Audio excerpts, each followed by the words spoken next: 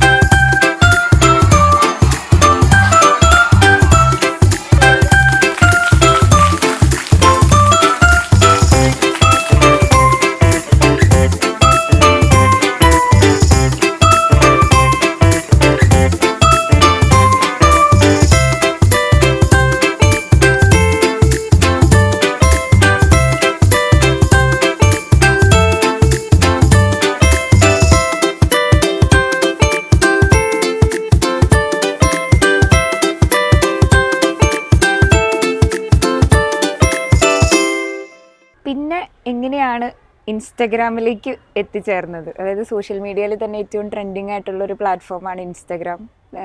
അതിലാണ് സിസ്റ്ററിൻ്റെ പാട്ടുകളും ഡാൻസും ഒക്കെ ഉള്ളത്.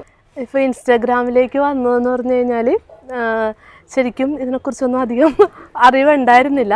ഞാൻ പറഞ്ഞില്ലേ, ആദ്യം ഞാൻ പറഞ്ഞായിരുന്നു ഞങ്ങളിങ്ങനെ പോയ സമയത്ത്, മീൻസ്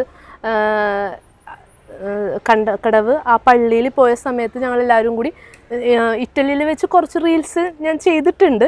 പക്ഷെ അത് ഞങ്ങൾ രണ്ടുപേരും കൂടി ഇപ്പോൾ ഞങ്ങളുടെ മദറിൻ്റെ ബർത്ത്ഡേയുടെ സമയത്ത് നമുക്കൊരു റീൽ ചെയ്യാമെന്നും പറഞ്ഞ് അത് അങ്ങനെ ചെയ്തിട്ടുള്ളതാണ്. അപ്പോൾ അതിന് സപ്പോർട്ട് ചെയ്യുന്ന ഒരു സിസ്റ്റർ ഉണ്ടായിരുന്നു, ഞങ്ങളുടെ കൂടെ ഡാൻസ് കളിക്കുന്ന ഒരു സിസ്റ്റർ ഉണ്ടായിരുന്നു, അങ്ങനെ ചെയ്തിട്ടുണ്ട്.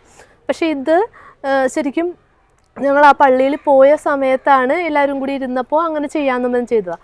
പിന്നെ എനിക്ക് തോന്നുന്നു ഈ പാട്ട് നമ്മളുടെ കപ്പൂച്ചിയൻ അച്ഛന്മാർ പാടി നന്നായിട്ട് ഫേമസ് ആയിട്ട് നിൽക്കുന്ന ഒരു പാട്ടാണ്. മറ്റേ എന്താ പറയുക എന്താ ഇപ്പം ചെയ്യുക, അപ്പം നന്നായിട്ട് ഫേമസ് ആയിട്ട് നിൽക്കുന്ന ഒരു പാട്ടായിരുന്നു. അപ്പം ഞങ്ങളത് കളിച്ചപ്പോൾ പെട്ടെന്ന് അത് ജനങ്ങളിലേക്ക് എത്തിയെന്നാണ്, അങ്ങനെയാണ് എനിക്ക് തോന്നുന്നത്. പക്ഷെ ഇത് എനിക്കറിയില്ലായിരുന്നു ഇങ്ങനെ ആയിട്ടുണ്ടെന്നുള്ളത്. അപ്പോൾ ഒരു പ്രാവശ്യം ഇങ്ങനെ നമ്മളുടെ എൻ്റെ അനിയൻ വിളിച്ചിട്ട് പറഞ്ഞ്, ചേച്ചി അതിന് നല്ല വ്യൂസ് ഉണ്ടല്ലോ. ഞാനപ്പോൾ ചേച്ചി വ്യൂസാ, എന്താ വ്യൂസ്? അപ്പോൾ പറഞ്ഞ് ഞാനേ ഇപ്പോൾ അവൻ്റെ ഫ്രണ്ടാ പറഞ്ഞത് ഇങ്ങനെ ആ റീല് നല്ലോണം പോയിട്ടുണ്ടല്ലോ എന്ന് പറഞ്ഞു. അപ്പോഴാണ് നമ്മൾ ഇതെടുത്ത് നോക്കുമ്പോഴത്തേക്കും ഇത് ഇത്രയും പേരൊക്കെ കണ്ടോ, ഇത്രയും നല്ല രീതിയിൽ പോയോ എന്നുള്ള രീതിയിൽ. പിന്നെ ഇങ്ങനെ റീൽസ് ചെയ്യാൻ വേണ്ടി എന്നുള്ള രീതിയിൽ നമ്മളൊന്നും ചെയ്യാറില്ല. നമ്മൾ അതിൻ്റെ അകത്ത് കാണുന്ന ആ ഒരു സന്തോഷം. അത് കഴിഞ്ഞിട്ട് ഒരു ചേട്ടൻ, ഞാനൊരു ദിവസം പള്ളിയിൽ നിന്ന് ഇറങ്ങിയപ്പോഴത്തേക്കും എന്നോടൊരു ചേട്ടൻ വിളിച്ചിട്ട് പറഞ്ഞു, നിങ്ങളുടെ ഡാൻസ് കണ്ടായിരുന്നു, നന്നായിട്ടുണ്ട് സിസ്റ്റർ, ഇനിയും ചെയ്യണം. കാരണം എല്ലാവരും വിചാരിച്ചിരിക്കുന്നത് സിസ്റ്റേഴ്സിൻ്റെ ലൈഫ് എന്ന് പറയുമ്പോൾ ഭയങ്കര സങ്കടം അല്ലെങ്കിൽ പ്രയാസം, ബുദ്ധിമുട്ടുകൾ, അവരിങ്ങനെ ചെയ്യാൻ പാടില്ല, ഇങ്ങനെ അങ്ങനെയാണ്. പക്ഷേ നിങ്ങളുടെ ആ ഒരു ഡാൻസ് കണ്ടപ്പോഴത്തേക്കും ഞങ്ങൾക്ക് ഭയങ്കര ഒരു സന്തോഷം തോന്നി.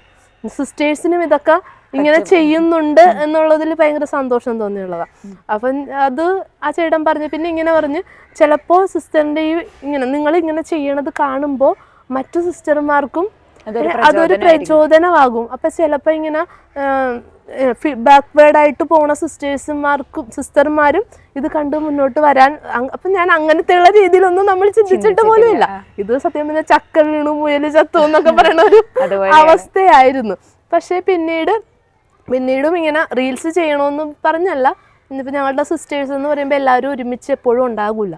അപ്പോൾ വർക്കൊക്കെ കഴിഞ്ഞ് വന്നൊരു സമയത്ത് ഇപ്പോൾ എന്തെങ്കിലും ഫംഗ്ഷൻ വരുമ്പോൾ അങ്ങനെയൊക്കെ നമ്മളിപ്പോൾ അവസാനം ചെയ്തത് മറ്റേ ലാലി ലാലി എന്നുള്ള റീലാണ്. അതാണ് ഇപ്പോൾ ഏറ്റവും കൂടുതൽ പോയിക്കൊണ്ടിരിക്കുന്നത്. അപ്പോൾ ശരിക്കും പറഞ്ഞു കഴിഞ്ഞാൽ അത് ചെയ്തതെന്ന് പറഞ്ഞു കഴിഞ്ഞാൽ ഒരു ഞങ്ങളുടെ സെൻറ്റ് പീറ്റേഴ്സ് പള്ളിയുടെ 150ാമത് ജൂബിലിയോടനുബന്ധിച്ച് വൈദിക സന്യാസ സംഗമം നടന്നു.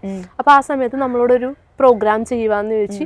അപ്പോൾ ദൈവവിളിയുമായിട്ട് ബന്ധപ്പെട്ടാണ് ആ ഡാൻസ് നമ്മൾ ചെയ്തത്.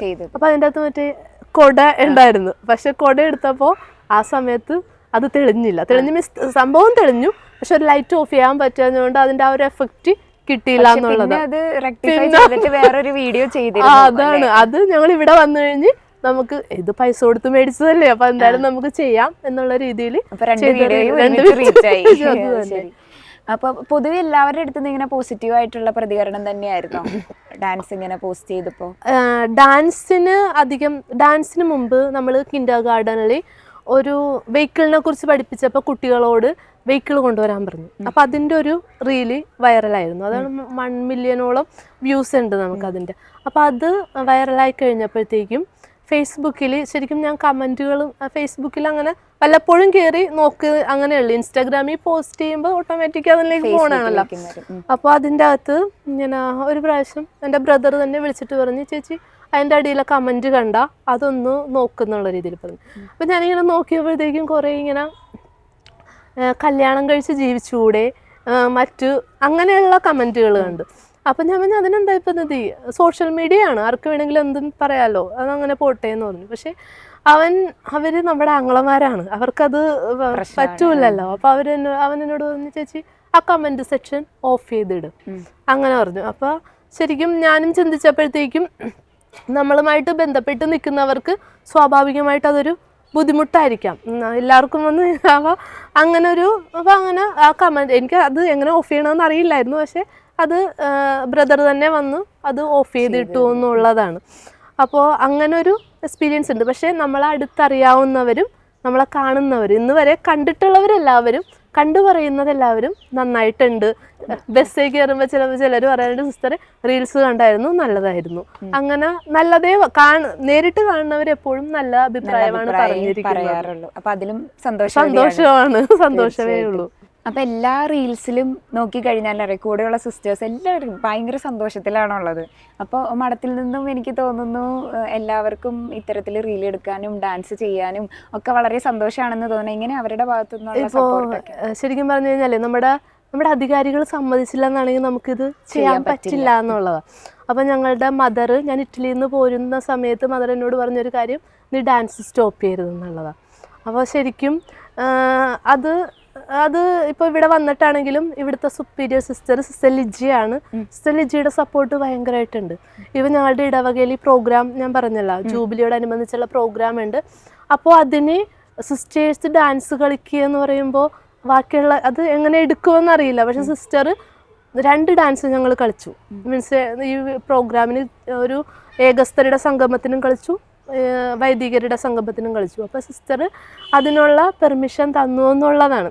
സിസ്റ്ററിൻ്റെ ആ ഒരു എന്താ പറയണത് ഓപ്പൺ മൈൻഡ് ആയതുകൊണ്ടായിരിക്കാം സിസ്റ്റർ അങ്ങനെ നമുക്കൊരു പെർമിഷൻ തന്നു, അതുകൊണ്ട് നമുക്കത് ചെയ്യാൻ പറ്റിയെന്നുള്ളതാണ്. അത് ശരിക്കും ഞങ്ങളുടെ അധികാരികളോടാണ് ഞങ്ങൾ നന്ദി പറയേണ്ടത്, ഇങ്ങനൊരു അവസരം തന്നതിന് എന്നുള്ളത്. പൊതുവേ നമ്മളിപ്പോൾ നമ്മുടെ ഇടവകയിലോ അല്ലെങ്കിൽ അതുമായിട്ട് റിലേറ്റ് ചെയ്ത് എന്തെങ്കിലുമൊക്കെ പ്രോഗ്രാംസ് വരുമ്പോൾ വാർഷികമോ ആനുവൽ ഡേ എന്തെങ്കിലുമൊക്കെ വരുമ്പോൾ സിസ്റ്റേഴ്സ് എപ്പോഴും ബാക്ക് സ്റ്റേജിലാണ് കാണാറ്. കാരണം കുട്ടികളെ ഒരുക്കുന്നു, അവരെ ഡാൻസ് പ്രാക്ടീസ് ചെയ്യിപ്പിക്കുന്നു, അതിനുശേഷം സ്റ്റേജിൽ കയറ്റുന്നു. സൈഡിൽ നിന്നാണ് എപ്പോഴും അവർ സ്റ്റെപ്പ് തെറ്റിക്കുന്നുണ്ടോ കറക്റ്റായിട്ട് കളിക്കുന്നുണ്ടോ എന്നുള്ളതൊക്കെ വാച്ചിങ് അവർ വീക്ഷിക്കുന്നു. പിന്നെ അല്ലെങ്കിൽ ബാക്ക് സ്റ്റേജിൽ ഒരു സപ്പോർട്ടറായിട്ട് എപ്പോഴും നമ്മൾ സിസ്റ്റേഴ്സിനെ കണ്ടിട്ടുള്ളത്. അപ്പോൾ അതിൽ നിന്നും വ്യത്യസ്തമായിട്ട് സ്റ്റേജിലേക്ക് നേരിട്ട് വന്ന് അതൊരു തീമിനെ ബേസ് ചെയ്തിട്ട് മിക്കവാറും ഇൻസ്റ്റാഗ്രാമിലുള്ള പാട്ടുകളൊക്കെ തന്നെ സിനിമാ ഗാനങ്ങളാണ്. അതിൽ തന്നെ വളരെ മെലോഡിയസ് ആയിട്ടുള്ള സെലക്റ്റീവ് ആയിട്ടുള്ള പാട്ടുകളാണ്.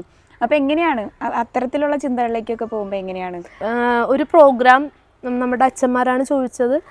പ്രോഗ്രാം ഇപ്പോൾ ഏകസ്ത്രീയുടെ സംഗമം ഞങ്ങൾ ചെയ്യണമെന്നാണ് പറഞ്ഞത്. അപ്പോൾ ആ സമയത്ത് സിസ്റ്റർ പറഞ്ഞു അങ്ങനെ നമുക്കൊരു ഡാൻസ് കളിക്കാമെന്ന് പറഞ്ഞു. അപ്പോൾ മനസ്സിലേക്ക് ആദ്യം വന്നത് നമ്മൾ ഈ സമൂഹത്തിൻ്റെ മുമ്പിൽ ഡാൻസ് ഒരു പ്രോഗ്രാം ചെയ്യുമ്പോൾ അവരത് സ്വീകരിക്കണം. അപ്പോൾ അങ്ങനെ ചിന്തിച്ചപ്പോഴത്തേക്കും ഒരു ഡപ്പാങ്കുത്ത് ഡാൻസോ അല്ലെങ്കിൽ ഒരു സിനിമാറ്റിക് സോങ്ങിൻ്റെ അങ്ങനെ അവതരിപ്പിച്ചു കഴിഞ്ഞാൽ അത് സ്വീകാര്യത കുറവായിരിക്കും. പിന്നെ ഇവിടെ കുഞ്ഞുങ്ങൾക്ക് നമ്മൾ ആ സമയത്ത് ഒരു ഡാൻസ് ഈ അങ്ങുവാനത്തോണിയിലെന്ന പാട്ട് അത് കുഞ്ഞുങ്ങളെ കൊണ്ട് ചെയ്യിപ്പിച്ചിട്ടുണ്ടായിരുന്നു. അപ്പോൾ മനസ്സിലേക്ക് ഇങ്ങനെയാണ് വന്നത്, ഇപ്പോൾ കുഞ്ഞുങ്ങളും ഞങ്ങളും കൂടി കളിക്കുവാണെങ്കിൽ അത് ഒരു ബെസ്റ്റ് ആയിരിക്കും എന്ന് തോന്നി. അപ്പം അങ്ങനെയാണ് ആ ഒരു ഡാൻസിൽ ചെയ്യാമെന്ന് വിചാരിച്ചത്. അത് ചെയ്തു. ശരിക്കും അത് കഴിഞ്ഞ് നമ്മുടെ ഇടവകയിലുള്ള എല്ലാവരും തന്നെ പറഞ്ഞത് അവർക്കെല്ലാവർക്കും ഇഷ്ടമുള്ള ഒരു സോങ്ങാണത്. അവരെല്ലാവരും അത്രയും എന്താ പറയുക ഹൃദയത്തിൽ കൊണ്ടു കിടക്കുന്ന ഒരു പാട്ടാണത്. അപ്പം അതിങ്ങനെ കണ്ടപ്പോൾ നിങ്ങൾ ആ കുഞ്ഞുങ്ങളുമായിട്ട് കളിക്കണ കണ്ടപ്പോഴത്തേക്കും ശരിക്കും അവിടെ നിന്ന് അവർ കരിഞ്ഞുപോയി എന്നുള്ള രീതിയിലാണ് പറഞ്ഞത്. പിന്നെ അത് കഴിഞ്ഞ് രണ്ടാമതൊരു പ്രോഗ്രാം ചെയ്യാൻ പറഞ്ഞപ്പോഴത്തേക്കും അപ്പം ഇത്രയും നല്ലൊരു പ്രോഗ്രാം ചെയ്തിട്ട് ഇനി എന്ത് ചെയ്യും പറ്റൂലല്ലോ. അപ്പം എന്ത് ചെയ്യുമെന്ന് ഞാൻ ചിന്തിച്ചപ്പോൾ മനസ്സിലേക്ക് വന്ന് സന്യസ്തരുടെ സംഗമമാണ്. അപ്പം ദൈവവിളിയുമായിട്ട് ബേസ് ചെയ്ത് തന്നെ അത് ചെയ്യാമെന്ന് വിചാരിച്ച് പിന്നെ നമ്മൾ യൂട്യൂബിൽ ഒരു വീഡിയോ കണ്ടിരുന്ന് മീൻസ് ഒരു കുഞ്ഞു വളർന്ന് പിന്നെ മീൻസ് ഓർഫണേജ് അല്ല ഓൾഡ് ഏജ് ഹോമായിട്ട് ബേസ് ചെയ്ത് ഒരു ഡാൻസ് അവർ കളിച്ചിട്ടുണ്ട്. അപ്പം മനസ്സിൽ ചിന്തിച്ചു അങ്ങനെയാണെങ്കിൽ ഇതൊരു ദൈവവിളിയുമായിട്ട് കണക്ട് ചെയ്ത് കളിക്കാമല്ലോ എന്നുള്ള രീതിയിൽ. അപ്പം അങ്ങനെ അപ്പോൾ അതിന് വന്നപ്പോഴത്തേക്കും പാട്ട് എന്തെടുക്കും, പക്ഷെ ഇത് നല്ല നല്ല സോഫ്റ്റ് ആയിട്ടുള്ള ഒരു പാട്ടാണ്. അങ്ങനെ നമ്മളുടെ ഒരു സിസ്റ്റർ തന്നെ പറഞ്ഞെങ്കിൽ നമുക്ക് ഈ ഡാൻസ് കളിക്കും, ഈ പാട്ട് എടുക്കാം. അപ്പം അങ്ങനെ എല്ലാവരും കൂടി ചേർന്ന് അത് അഭിപ്രായം പറഞ്ഞു. അങ്ങനെ ഇങ്ങനെയൊക്കെ വന്നപ്പോൾ എല്ലാം സെറ്റായെന്നുള്ളത്. അപ്പോൾ ഈ എഡിറ്റിങ്ങും കാര്യങ്ങളൊക്കെ ആരാ ചെയ്യുന്നത്? ഞങ്ങളുടെ വീഡിയോയിൽ ശരിക്കും എഡിറ്റിംഗ് ഒന്നും അങ്ങനെ ഉണ്ടാവാറില്ല. നേരിട്ട് അവര് വീഡിയോ എടുക്കുന്നു, പോസ്റ്റ് ചെയ്യുന്നു, ആളുകളത് സ്വീകരിക്കുന്നു എന്നുള്ളതാണ് സന്തോഷം. അപ്പൊ ലാസ്റ്റ് ചെയ്ത പ്രോഗ്രാം ദൈവവിളിനെ കുറിച്ചുള്ളതായിരുന്നു അല്ലേ?